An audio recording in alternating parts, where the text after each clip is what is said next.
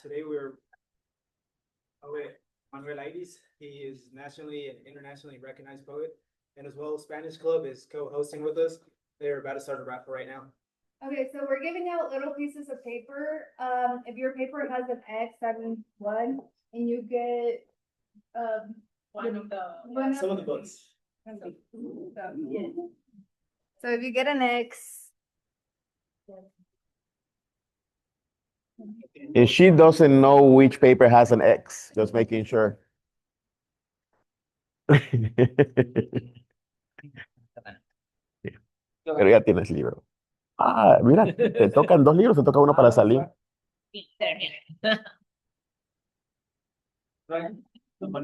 Dime. To hand out the bags. Yeah, we can hand them. Yes, I can hand them out.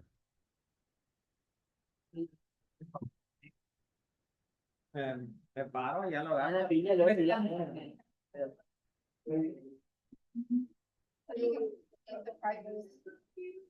want to hand them out, or do you want him to hand them out?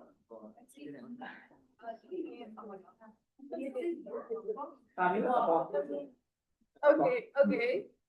Do you want? You can hand them out. So, wait. yeah. Oh, you? I can. Okay, who won? Who got the X's? Yes. Bravo.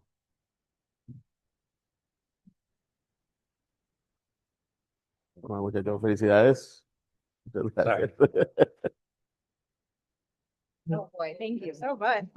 You're welcome. No, I am very excited to be here. Muy bien. There we go. Thank you. And congratulations on your luck. Hombre, muchas gracias. Felicidades. Falta una. Estás muy lejos. I can take it to you. It is very far. Here we go. De nada.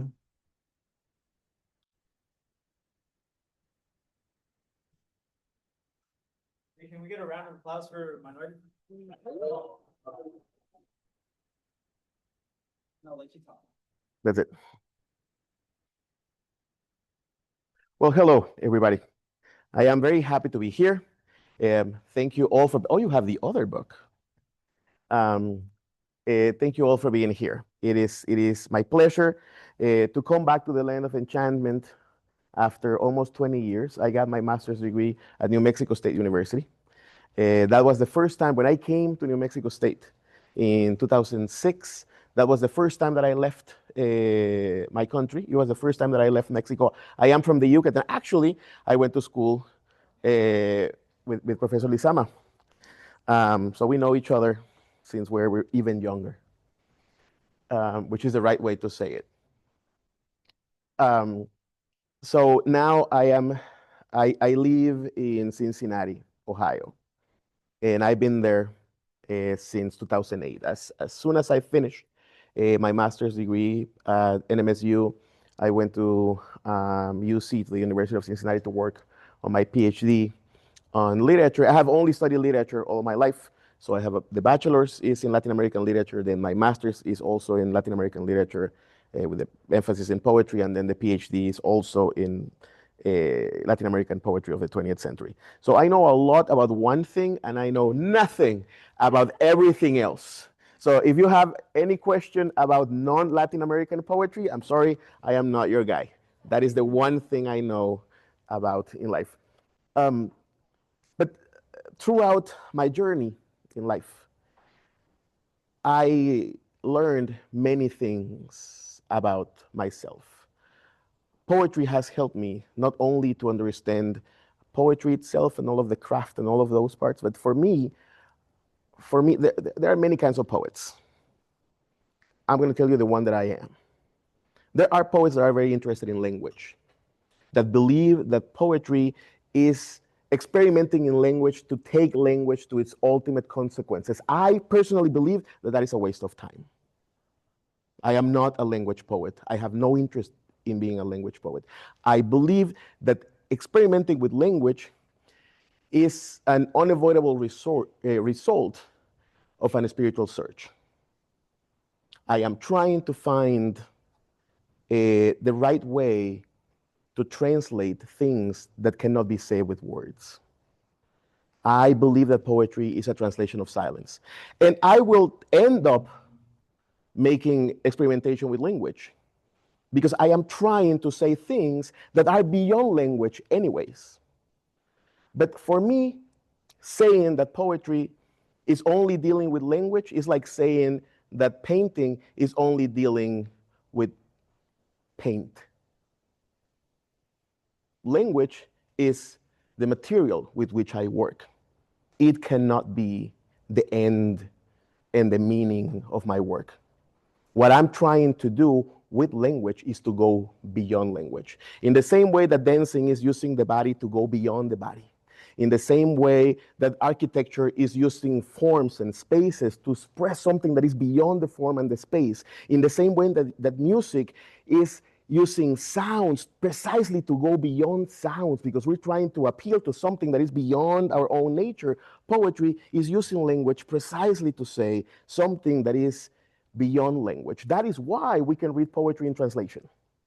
There is this misquotation of Robert Frost that says that poetry is what is lost in translation. I also disagree with that. I believe that poetry is precisely what survives the translation. Poetry is what can be said from one silence to the other. That is why a translator, and we will talk a lot about translation because I evidently live in a world in translation. I am right now speaking in my second language. I promise you that I'm smarter in Spanish. Every person that speaks a second language feels that we are a little slower in the second language, right? But I believe that we all feed from many translations because we all live in translations.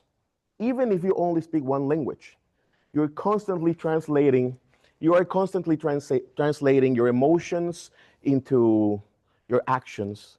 You're constantly translating your feelings into your words. You're constantly translating the words of others into your feelings. We are constantly, because I cannot take my love out of my heart. I cannot take a pound of love and give it to you. I have to translate it somehow. And that is what I'm going to give to you. I'm going to give you maybe a flower, maybe a verse, maybe a smile, maybe a moment of silence together. And from that, you are also going to translate the only things that you can take away. So we are always almost saying what we feel. We are always almost saying what we think. We are always almost saying what we mean. But we are always left in that gap between what we want and what we can say, and then what that person can understand of what we said. And then when we get into the world of translation, when we put out one language and the other person is trying to understand in a different language, then the problem of translation gets bigger. But there is something in there. There is something in there that can be translated. One of the poets that I love the most of the 20th century is a Polish woman called Wisława Szymborska. I believe that Wisława Szymborska is one of the most important voices in poetry in the world in the 20th century. And I do not read in Polish. I have read Szymborska in English and in Spanish. Neither of those was her language. I have been told that Szymborska in Polish rhymes. And I have never read a poem in English or in Spanish where she rhymes. And I still believe that some of my poems have been shaped by the spirit of the poems of Wisława Szymborska. I have not read Dostoevsky in Russian. I have read Shakespeare in English, but that is not the English that I learned. That is a second language. Shakespeare is its own freaking language. I always tell my students that we have to translate Shakespeare into English, and then we can start moving on from there. Have you read those editions that don't feature Shakespeare, that have like plain English, and then the other one?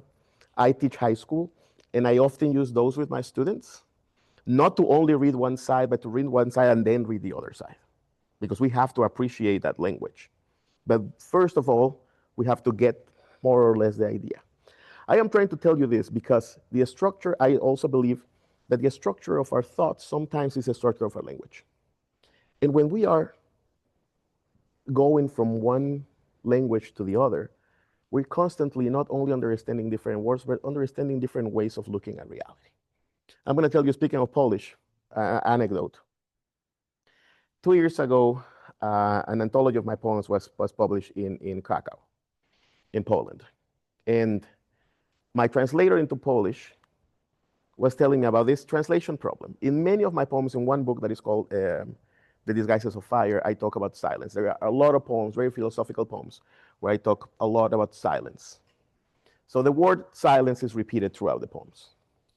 And she told me that in Polish, there are two different words for silence. One is a feminine noun, the other is a masculine noun. One means the absence of every word, and the other one means the absence of every sound. And then she asked me, which one of the silences do you want me to use in your poems? And I said, I have no idea. I said, silencio. Like, in my language, there's only silencio. There's not silencio and silencia, and the two silencios have different meanings. So I told her, choose. You are the poet in Polish. So I want you to choose, and I also want you to not marry one possibility. If in the same poem you think that you need to switch from one silence to the other silence, just do it. So I am now telling you that my poems about silence are much more interesting in Polish than in Spanish, because Polish has that possibility. But because in my language that possibility wasn't there, I never saw it. We often cannot see what we don't know it exists, even if it's in front of us. If we do not know that it exists, if we do not have the language for that, we cannot see it even if it's in front of us. And that is why poetry is important. Poetry is helping us name those things that otherwise will remain in silence forever. I'm gonna do an exercise. I don't think that I have to ask you guys to close your eyes. I do that with high school students because they're ashamed of this, but you don't need to. And if you're ashamed, just close your eyes and nobody sees you. Raise your hand if you have ever fallen in love. Okay. Some of you are lying to my face. If you have never fallen in love, it's homework. Fall in love. Fall in love during the weekend. Okay? And I need you to fall in love platonically, because I don't want emails telling me that now your life is a mess. No. Just fall in love platonically, because that is part of the human experience. And because when you fall in love, you experience, all of you know, the lack of words. It is impossible to express how much you love the person you love by saying, I love you. Words are not enough. Language is not enough. And the same happens when we are really angry, and when we are really sad, and when we lost somebody or something and we really need it. Because the greater is the experience, the most difficult it is to contain it into words. And then we have poetry, which has the beautiful contradiction of using language to say things that are precisely beyond language. Poetry starts where regular language ends. Poetry is precisely trying to translate silence. I believe that poetry is a translation of silence. But you guys asked me to talk about my career and all of those things. So I'm going to start from the very beginning. I was a kid once. I was a baby once. I was really cute. And I don't have pictures to prove it, but just believe me. That's what my mom says. And in my house, there were not a lot of books. But I grew up with my grandparents in the Yucatan, and they were both great storytellers. They always had the story, especially my grandpa. He lied to us all the time. Not small lies either, crazy lies. According to his account, he was a bullfighter, and then he went to Africa and hunt things, and he also like fish sharks and all. And I was the oldest of the grandkids, and we all believe him, but especially me, because everything that I wanted to be in my life was him. I wanted to grow up to be exactly like he was, a man of many adventures. He was part Indiana Jones, part Rambo. I don't know. He was just everything. And then when I was growing up, when I was about 11, and the rest of my cousins were like 7 or 6, I realized that those were all fictional stories. And I remember the one time we were all sitting in front of him, and he was telling one of these crazy stories about a shark, precisely. He jumped into the water, biting a knife. He was wrestling a shark. And I was looking at him with skepticism in my face. And he looked at me and read the skeptical face that I had. And then he included me in this story. He said, and in that moment when the shark was about to kill me, Manolo jumped in. And then between the two of us and my cousins looked at me, and of course I nodded. I said, yes, I remember. But the moment where he included me in the fiction, that was my first creative writing lesson. There is a fiction. And if they are willing to buy the fiction becomes the truth. And we must not confuse, this is the great lesson, we must not confuse truth with facts. The facts were not true. But under the truth was we love each other, we understand each other, and we are able to share a reality. That is the inner truth.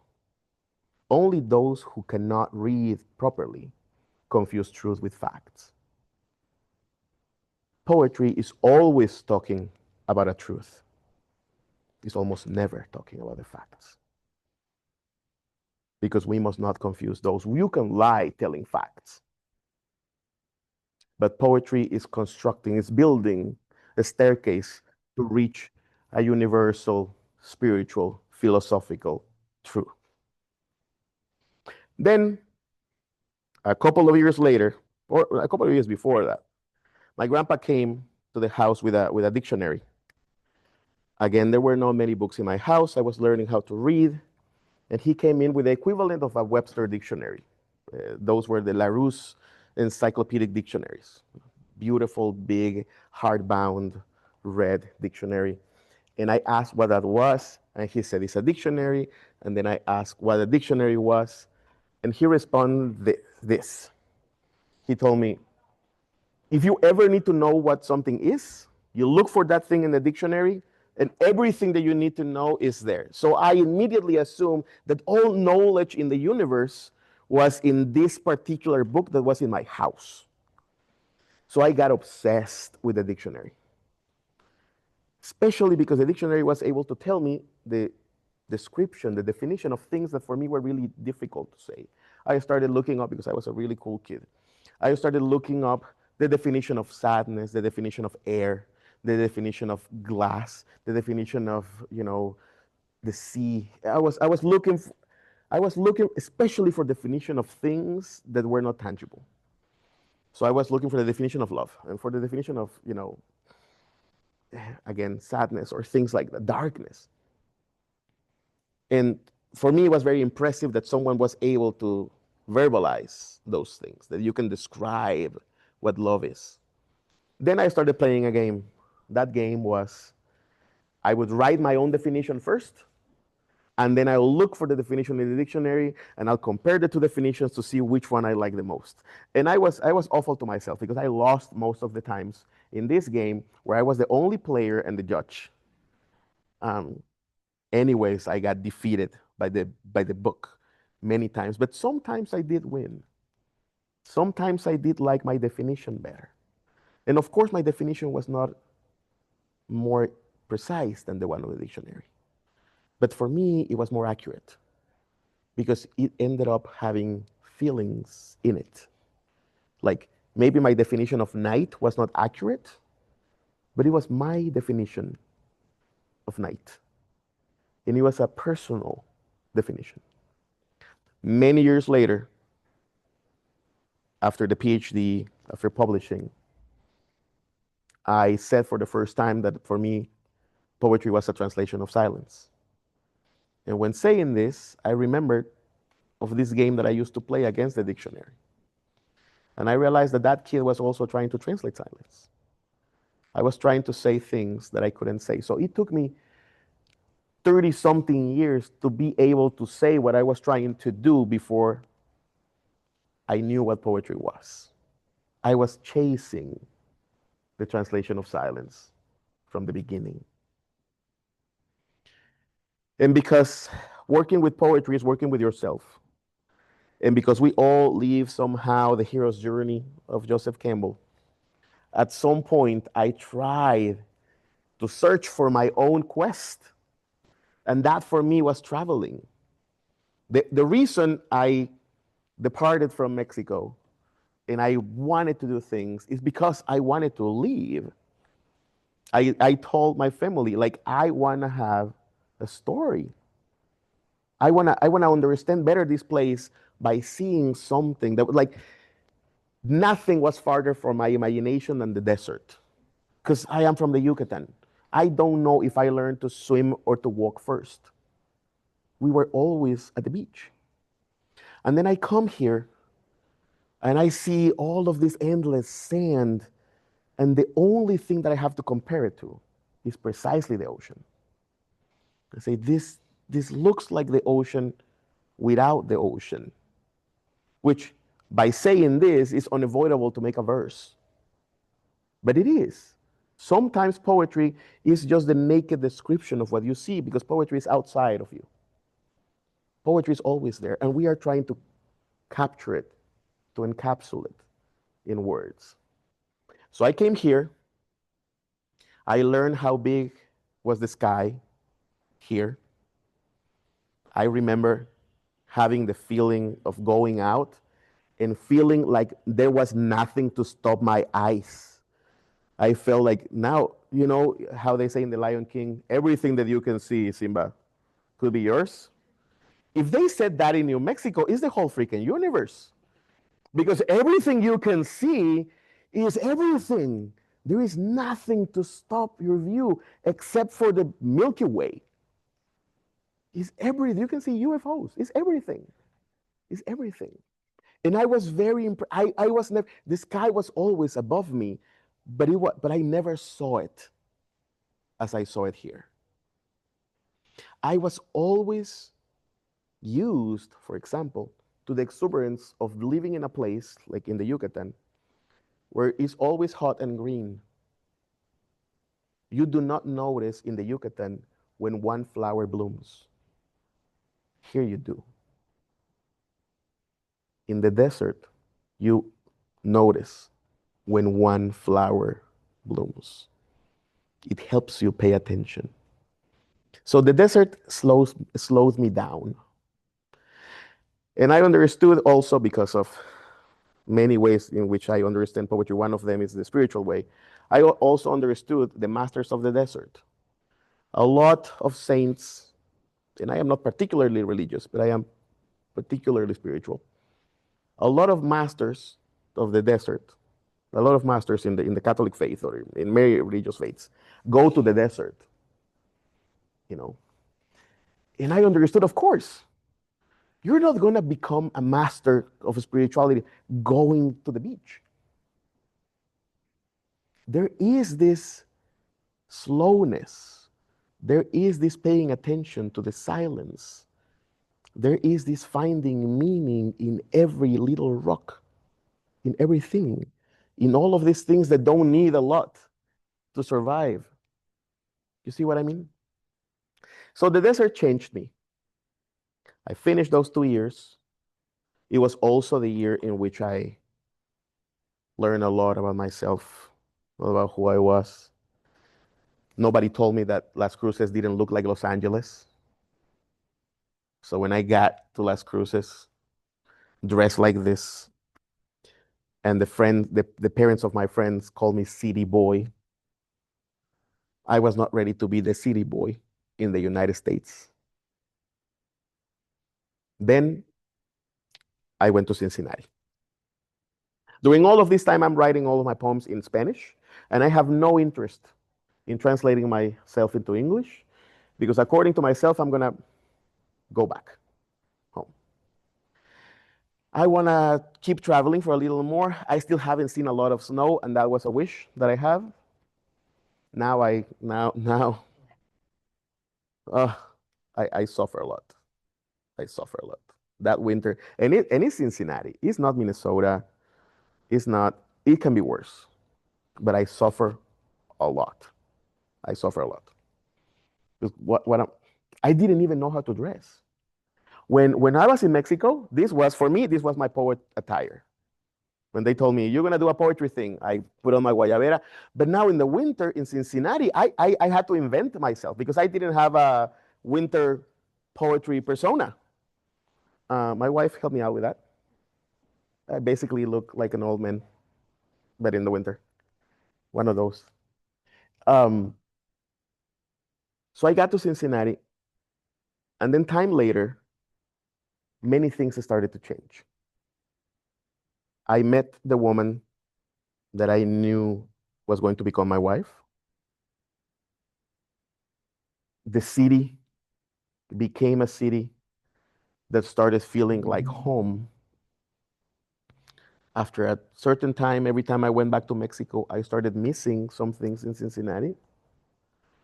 And then when I was in Cincinnati, I missed the things in Mexico. Like when I'm in Cincinnati, I miss listening to Spanish on the street. I love not being different. Because in Cincinnati, I am the Mexican friend of my friends. You know, I am the Mexican guy that came to the restaurant. I am the guy that likes to sing Mexican music. You know, I am the guy that wears this kind of shirt. All of these things are different. But in Merida, I'm just a guy. And a very handsome one. But I like to be just a guy. But when I'm in Merida, I miss certain places that have become mine because we never miss a whole city. We never inhabit a city. We inhabit certain places and certain people. And especially when you get to people. People, to me, people is where we belong. When my daughter was born in 2018, then I knew that I had to start belonging to Cincinnati too, because I was not willing to be a foreigner in her world. Because if she belonged to Cincinnati and I belong to her, I cannot allow myself to be a foreigner in her world. Because that baby, is the closest I have to a motherland. She is my definition of home. I could go back to Merida, and if I go without her or my wife, I will not be home. And I could move to the moon, and if I go with them, I'll be home. So, where do you belong as a human and as a poet has a lot of things to do with what you love. And what I love is poetry, and what I love is them. And thank God there is no need to choose between them. I can always have my cake and eat it too. I can always be with both of them. But it was difficult. It was difficult because I started, and I'm going to read more poems later at 6. But in New Mexico, I wrote one poem that started talking about how much I missed back there. And this poem I wrote after a phone conversation with my mother. I was talking to my mom, and she told me that it was raining. And I looked out my window in New Mexico, and it was also raining. And that was magical. We hang up the phone, and then I wrote this poem. Every time I read a poem, I'm going to read it in English first, and then in Spanish. I do it in that order, even though I write in Spanish first, because I want you to know what the poem means first. So when you hear it in Spanish, you can focus on the music. I don't want you to be trying to catch words when I read it first. Know what it means, and then focus on the music of the poem. My mother looks out her window and says, "It is raining." I look outside. It is actually raining. She tells me, "When you were a child, you look for puddles to see clouds." I open my window. Everything smells like the taste of jicama. We hang up the phone, step outside, smile, as if we were looking at the same rain. Mi madre mira su ventana y dice llueve. Miro ahora, también está lloviendo. Dice, cuando niño te buscabas charcos para ver para ver las nubes. Abro mi ventana y todo huele como a sabor de jícama. Colgamos el teléfono, salimos a la puerta, sonreímos, como si viéramos la misma lluvia. For me, it's very important to always read the poems in both languages, even if my audience does not speak Spanish. Because that music is the music in which I feel. That music is the music in which I love. And it is important to always honor that music for me. I also want to give the opportunity, especially to my Hispanic students, to hear the Spanish language as a language of art and beauty, and not only as a language of work. Because when we are able to appreciate the beauty of a language, we are able to appreciate the beauty of ourselves. I love listening to poems in language I do not understand. Because it is precisely like listening to music without the lyrics. There is a different cadence in the way that you breathe in one language and in the other. So if you read in Spanish, if you read in any other language, find poetry in that language. Because that means that you will experience that language in a different order of ideas. The Spanish that we use every day to say, "Hi, how are you? This is how much is this?" And the Spanish that we need to translate silence are two different codes of language. Find both. Find both. However, I do think that if I was born in any other place, in any other country, in any other culture, I would have been a poet too. I do believe that being a poet, is what defines me existentially in the universe. If God exists, I don't know if it does, but if it exists, and if one day God was talking to other people saying, "Let's create this guy," I'm sure that in that conciliabulum, they said, "We're going to create a poet." And after that, they decided all of the other things. He's not going to be very tall. We're going to give him some curly hair.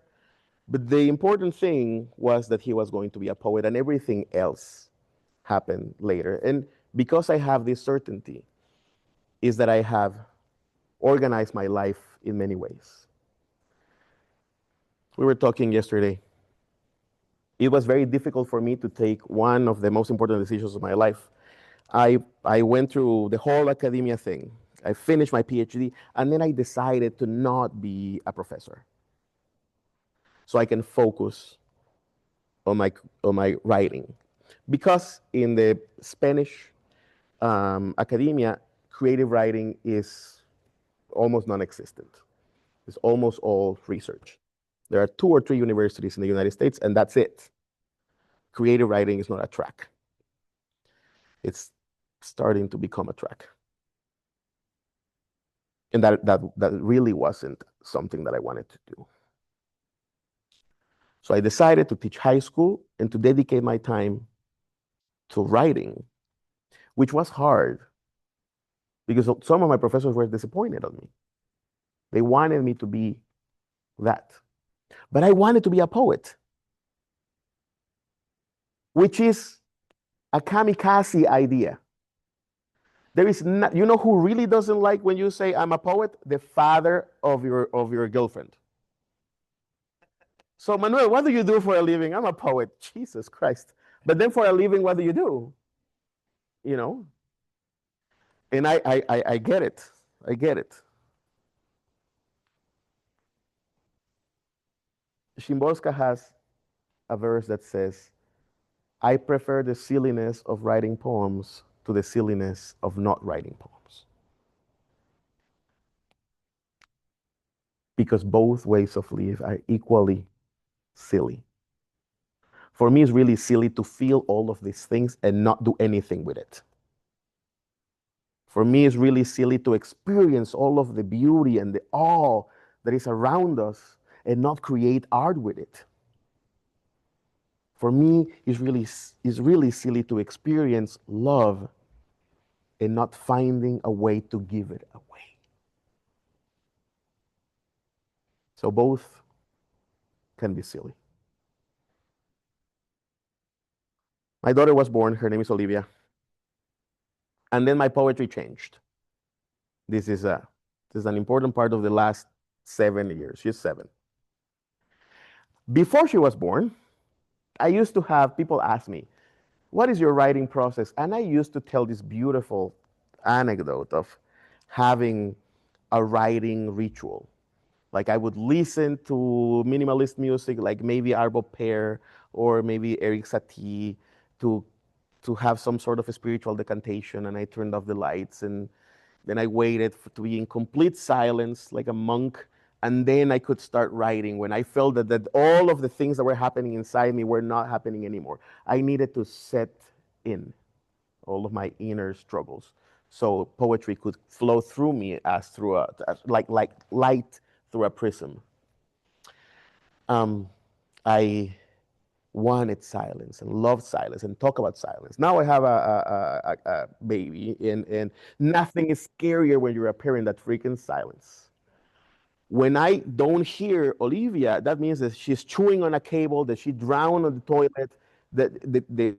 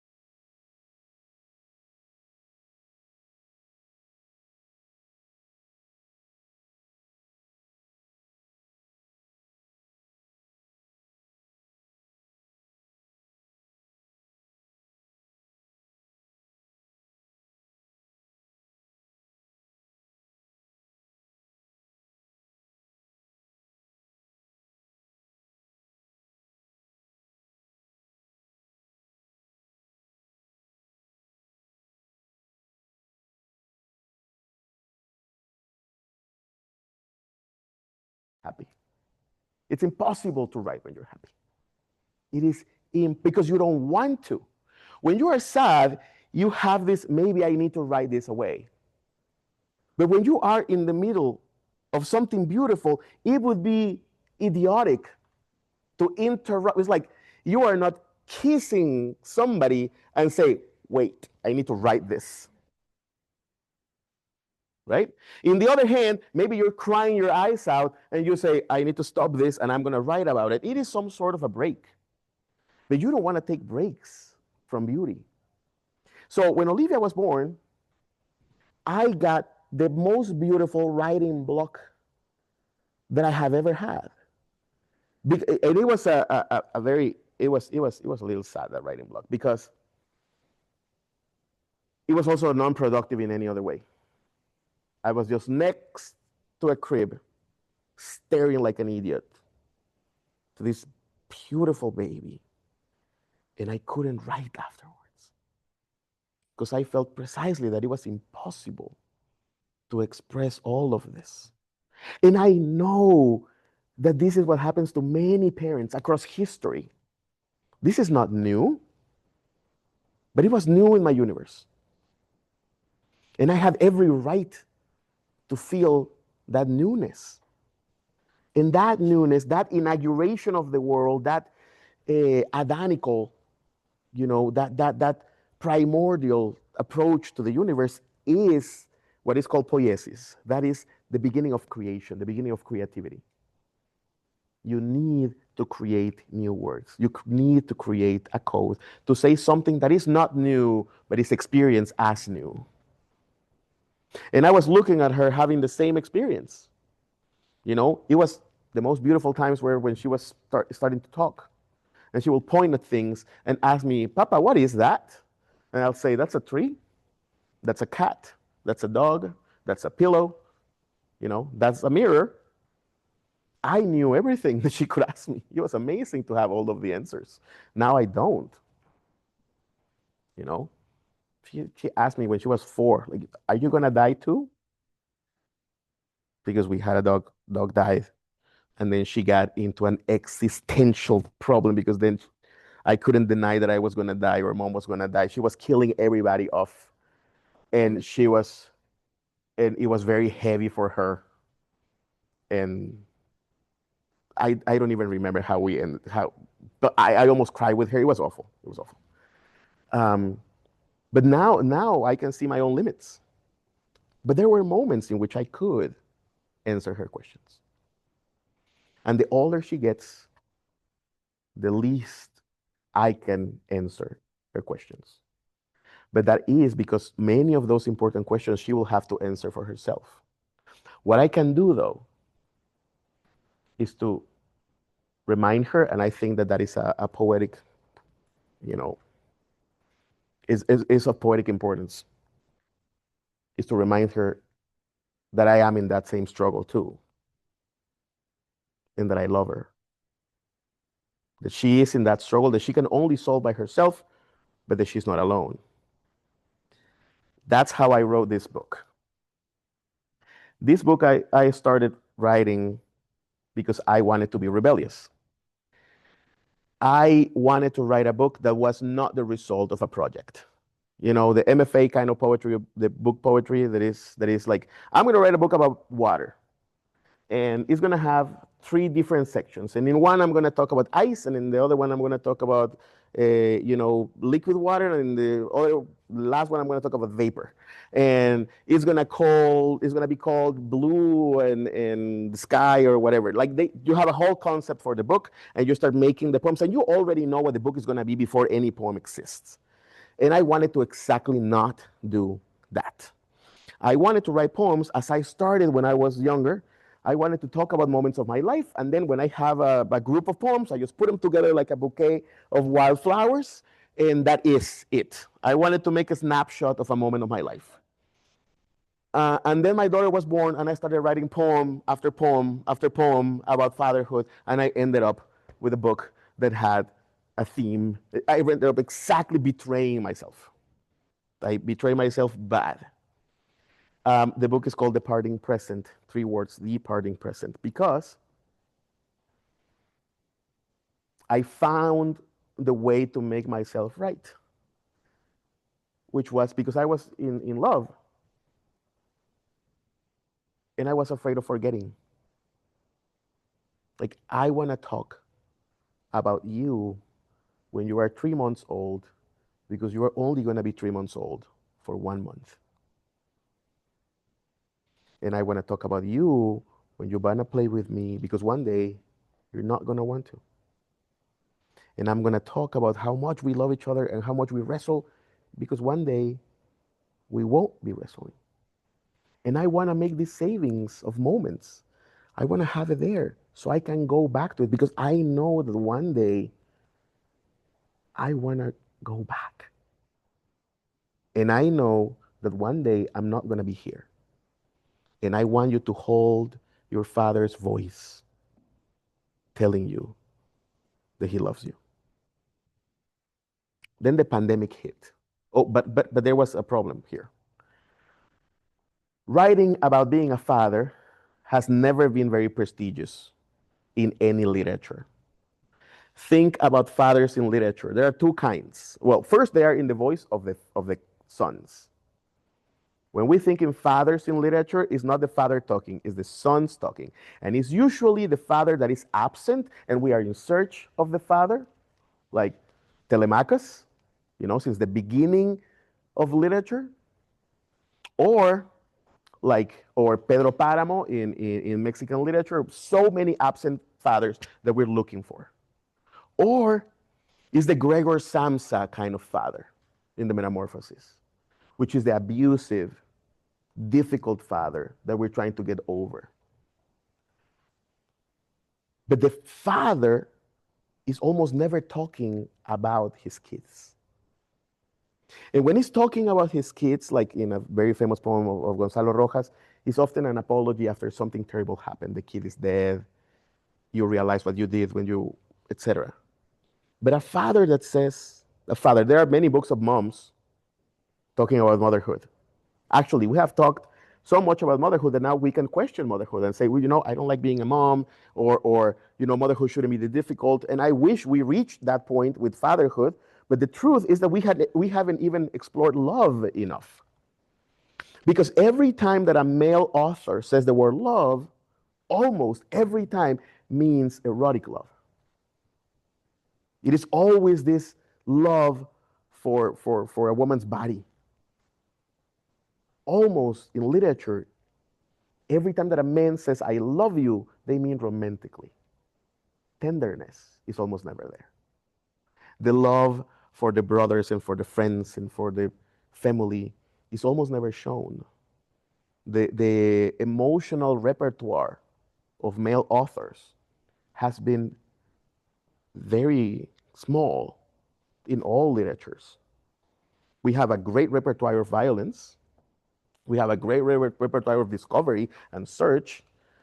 But male authors always are talking of what happens not in their body and not in their house. The domestic poem, talking about what is happening in my body, in my heart, and in my living room, has not been explored. All of that I'm telling you right now, I didn't know while I was writing that book. All of these things that I'm telling you were said to me by people that read this book. So I started writing this book, and I was afraid that nobody was going to take me seriously.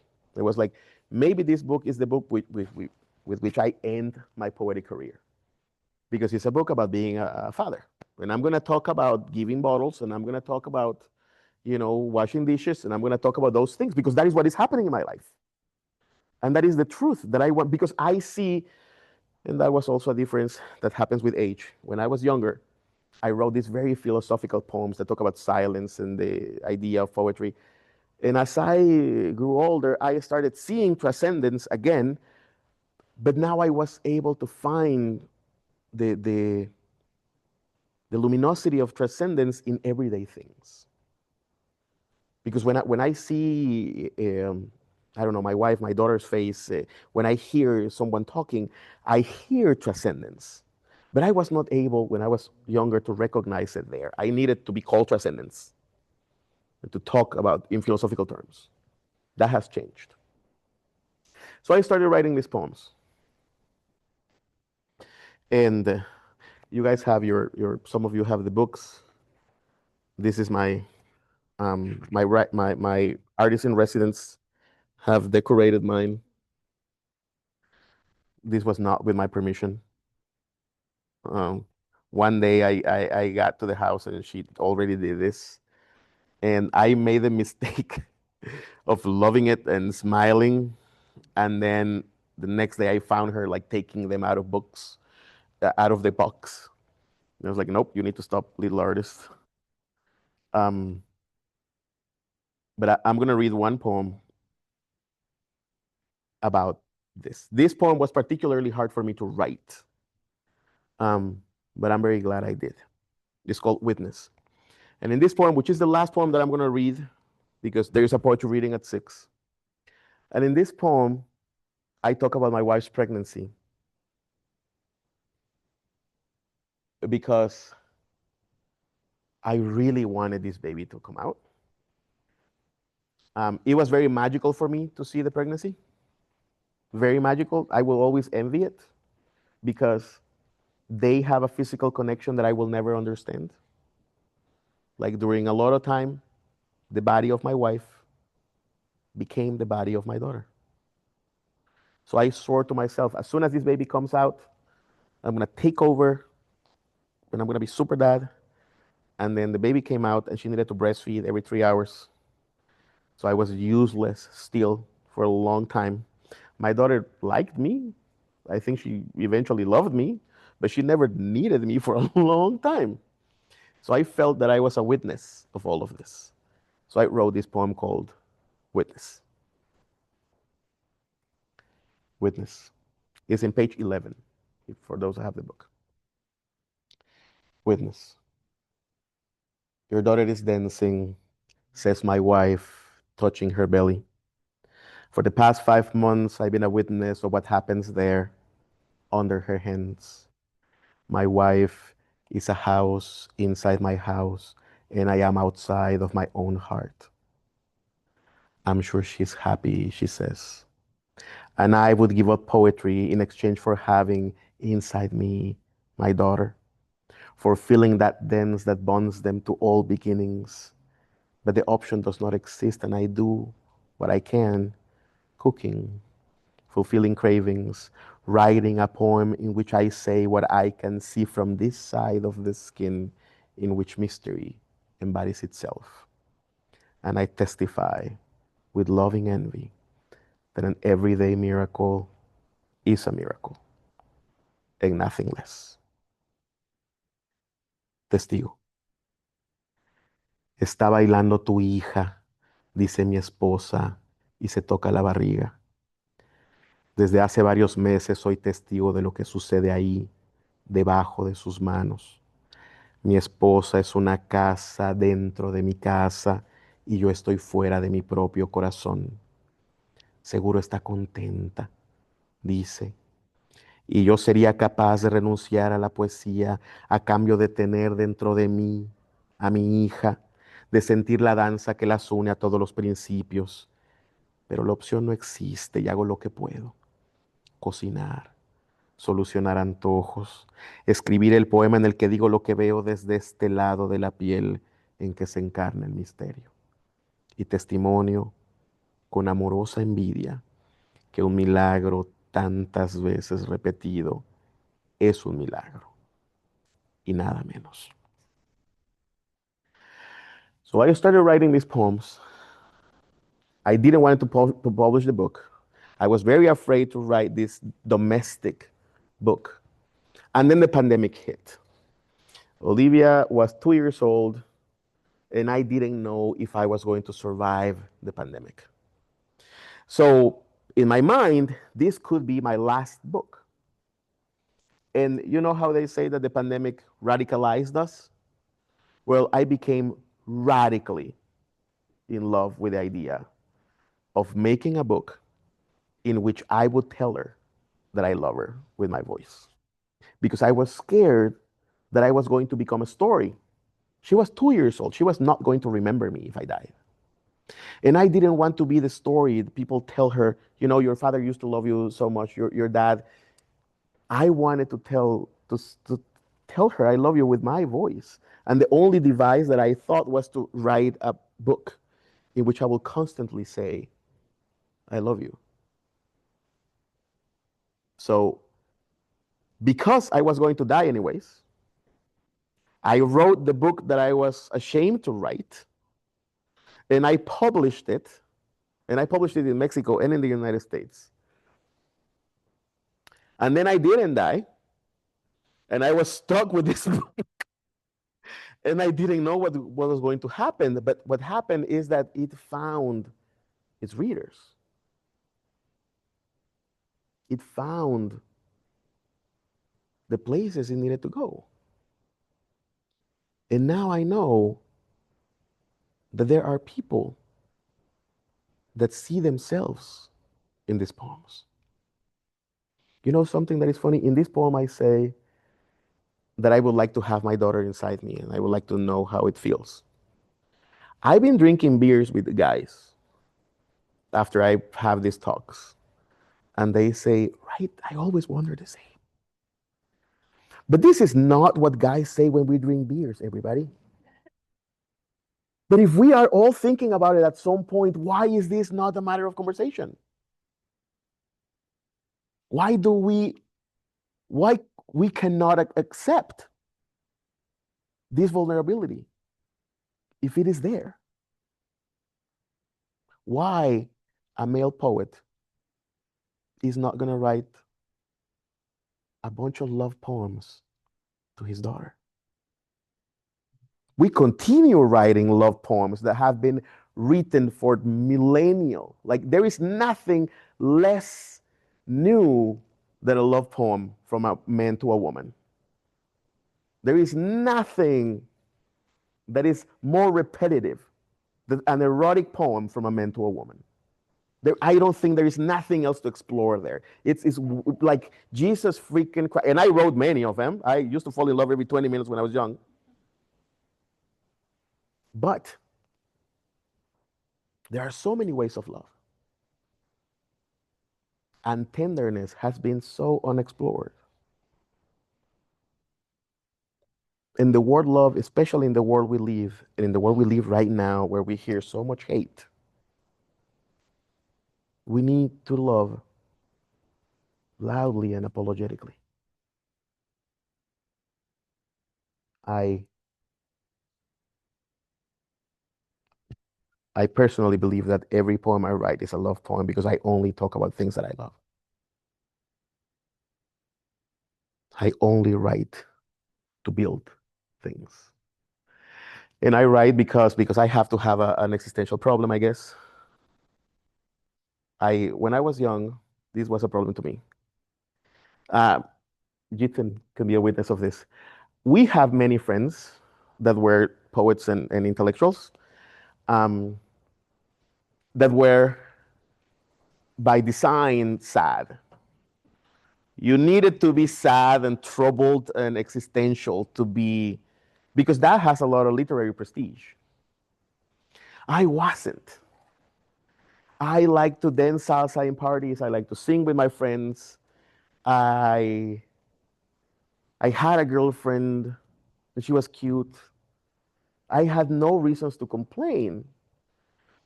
But I invented myself a lot of fictional problems in order to be accepted among the poets, you know? I drank coffee, which messes up my stomach. But I remember one day that was very important, and this is something that is very important for all of you young people here. One day I was in this coffee shop where we got together every Saturday, the poets, to talk about our poems. And I had a bunch of poems about having trouble with my parents, which I didn't have. And I asked for my coffee, which I didn't like. And I also asked it with no sugar because that was the cool way of drinking coffee. And that day, I got completely sick of it. And I made my declaration of poetic independence. And when the guy in the coffee shop asked me, "What are you going to drink?" I said, "Una horchata, por favor." Because I really wanted a freaking horchata. It was a hot day in the Yucatan. I don't know why we were drinking coffee. And then I took out another poem that was in my pocket. That was not a sad poem. And of course, my friends didn't like it. But it was my poem. And then I started thinking, like, maybe which is, like, there is nothing more ridiculous than a happy poet. I didn't want to be that. I didn't want to be the sad ones either. But then I realized that what happens in this book and what happens in many of my poems is that I am obsessed with fighting against oblivion. I don't want the memories of this time to fade away. Actually, my problem with the happy moments is that I am in the moment I am wrestling with Olivia, I'm thinking, oh my God, is this the last time? Like, that is my poetic problem. I know, I know that the last time never announces itself.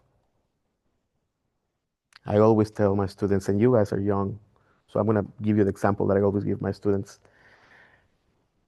There was one time that you guys went to a playground and swing on the swings, and you got off the swing, and your childhood stayed on the swing, and you never went back as a kid again. Then the next time, years or months after, when you went to a playground and you saw the swings, you went there with nostalgia, thinking how it used to be when you were in the swing. And that nostalgia is telling you that the last time already happened. There was one time where you held the hand of your mom or your dad and you let go of that hand to never hold it again as a kid. Because the last times of many things don't announce themselves. And I am afraid of all of those. And I am constantly writing poems to try to capture as much as I can that fading light, that fading happiness. And I think that many different poems, many different poets have very different reasons to write. We have different calls and different charismas and different voices, and our instrument is different. I also write these slow-paced poems because that is my natural rhythm. I will be, and as a translator, that is important also. I cannot translate every poet that I like. Can you imagine me translating Bukowski? I can't. My sounding board is not meant for that rhythm. But there are other poets that I communicate with better. You know, poets like, I don't know, Lee Young Lee or Mary Oliver. That kind of poet with simple language and a different order of ideas is the one that I could translate in a truthful way. So, but that is the kind of translator that I am. Because for those poets, I try to translate what they say. What I do with my own poetry is I am the worst translator of my own poems because I am trying to rewrite the poem. In the poem that I just read in English, there is a verse in which in English I say, for the past 5 months, I've been a witness of what happens there. In Spanish, I don't say, por los últimos 5 meses. Digo, hace tiempo. But in English, I needed to say the past 5 months because I wanted that, the pam, pam, pam. I needed that rhythm. Because without that music, that verse was not going to sound with the pace that I needed. And I can take all of those freedoms because it's my poem. My book, the translation of the title is not a literal translation. Lo que se irá is more like what will be gone, which is a horrible title in English. And I thought that the parting present, the 3 words, as a present that somebody gives you before you part, or the present that is fading away, the present time that is fading away, I thought that was richer. So I just kept it like that. So it is a translation of the title, like the translation of the titles of movies. You know, there are not literal translations. Because I inhabit both poems. There is one poem, only one poem that I wrote in English, and it has no translation into Spanish. Which is a poem that is going to be published this month in a journal called The Rattle, which is a poem about gun violence. It's a poem about school shootings. And I think that is very telling that that poem about that particular American problem came to me in English and not in Spanish. Also because the title of the poem says school shooter. And as an idiom, as a noun, it does not exist in Spanish. It hasn't happened that much, so we haven't coined the noun. And honestly, my problem to translate, because I could translate it, is that I don't want to be the guy that coins the noun. I don't want to be the guy that makes the noun. I could. I thought about the noun. I know what it could be. I don't want to be the first recorded, you know, guy that says it. I don't want to call it into existence, you know. But for me, the experience of poetry has always been an experience of translation. The experience of living, of inhabiting the world as a poet has been always a chase of the closest expression of some inner truth, which is fueled, I hope, by love. Love for poetry itself, and love for all of these things that I don't want to forget, for all of these things that I don't want to let fade away into oblivion. Coming to the desert helped me to understand the ocean I came from. Going to the snow helped me to understand why birds go south. And if the hero's journey is true, and this was the beginning of my departure, and I had several initiations, being here with you today is some sort of my return. Being here is helping me as I speak, understanding many things about myself. If I can give, I don't know if I can give advice, but I can tell you one thing that I learned that poetry always tells me, which is love. Go out and love. Love. Because we need it. When the reality is beautiful, we should respond with beauty because it's the least that we can do. And when reality is horrible, we should respond with beauty because it's the least that we can do. We must always respond with beauty. Find your way of beauty. We all have one. If yours is poetry, go for it. Love. Now I'm going to be quiet and thank you. I think we have time for questions or more dialogue.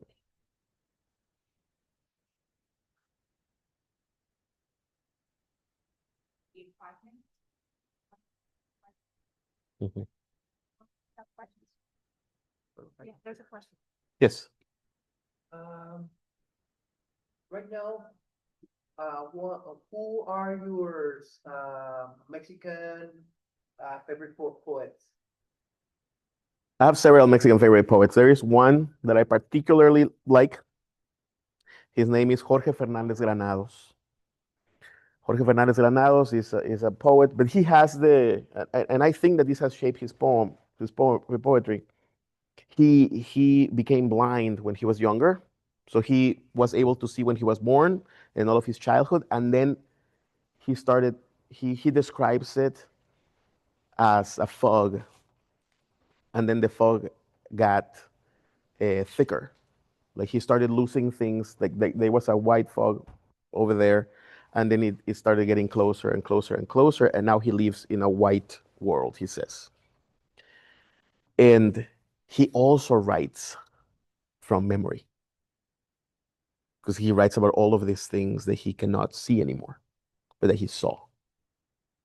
And maybe because of the way that because of the loss of his sight, uh, he memorizes his poems.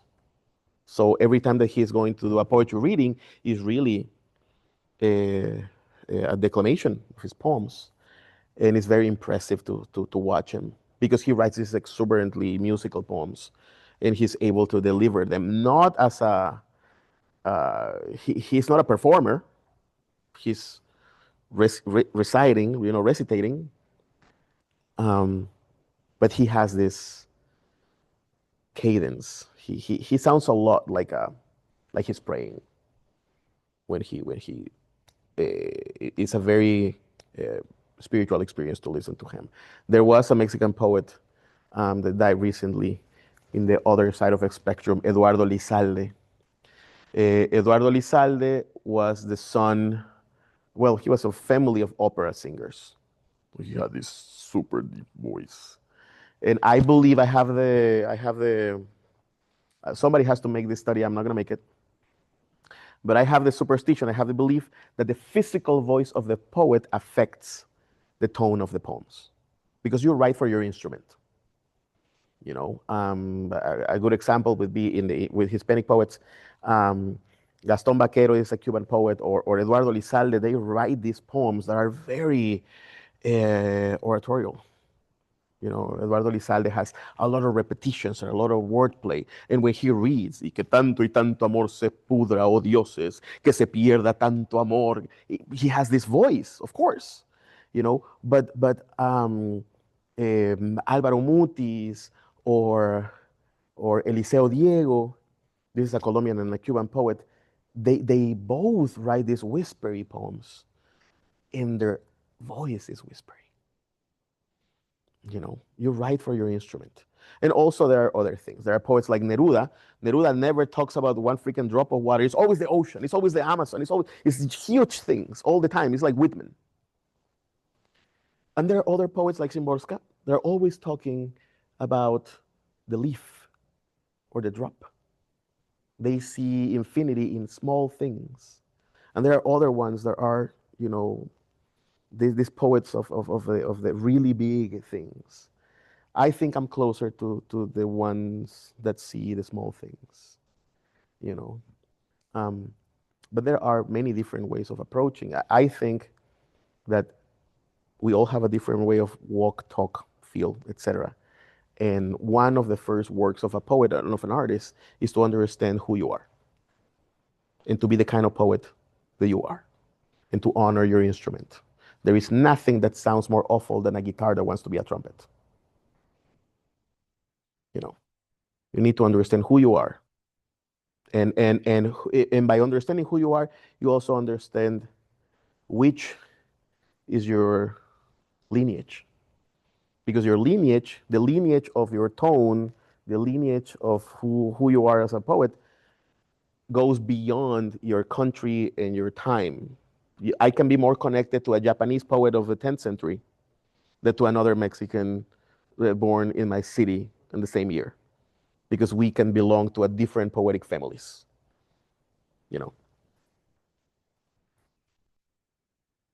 I give really long answers. Sorry. All right. No. At what time are we gonna meet? At 6? I just want to make the commercial for everybody. So at 6 p.m. today in the Anthropology Building, and there I will be reading poems, more than 2. I don't know if this is scaring you or inviting you. I'm just letting you know that I'm gonna read more poems at 6 in the Anthropology Building. I have to say, thank you for being here. In poetry world, this is a full stadium. For a poet, this is a big crowd, and you guys also have been very attentive and reacting to the things that I say. And thank you. Thank you. Thank you so much. Thank you.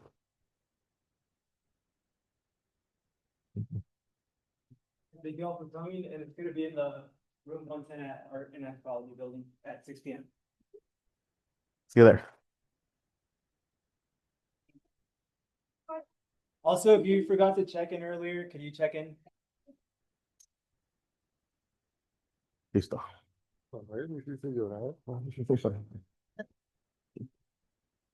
Ya estuvo. ¿Salió? Claro. Compás, ¿verdad? No.